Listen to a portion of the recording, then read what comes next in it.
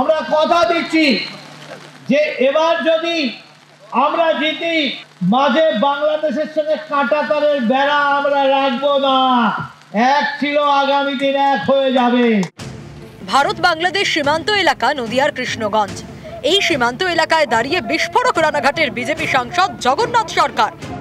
আমরা কথা দিচ্ছি যে এবার যদি আমরা জিতি, মাঝে বাংলাদেশের সঙ্গে কাঁটাতারের বেড়া আমরা রাখবো না। এক ছিল, আগামী দিন এক হয়ে যাবে।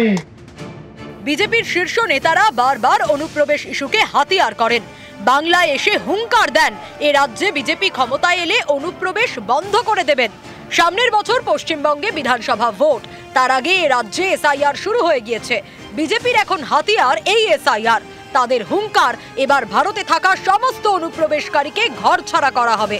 একদিকে বিজেপির সুর এভাবে সপ্তমে, আর একদিকে রানাঘাটের বিজেপি সাংসদ বিস্ফোরক। আমরা কথা দিচ্ছি যে এবার যদি আমরা জিতি, মাঝে বাংলাদেশের সঙ্গে কাঁটাতারের বেড়া আমরা রাখবো না। এক ছিল, আগামী দিন এক হয়ে যাবে। বিজেপির সুর এক, তাদের সাংসদের আর এক। জগন্নাথ সরকারের মন্তব্যে বিড়ম্বনায় বাংলার পদ্ম শিবির। আমার মনে হয় কোনোভাবে তিনি মিসকোটেড হয়েছেন। কাঁটাতারের বেড়া রাখবো না কিভাবে হতে হবে? কাঁটাতারের বেড়া তো আছেই, এবং গোটা সীমান্তে যে এখনো 400 কিলোমিটারেরও বেশি যা ফাঁকা জায়গা আছে, সেই জায়গাটাকে কাঁটাতার দিয়ে ভরাট করা হবে।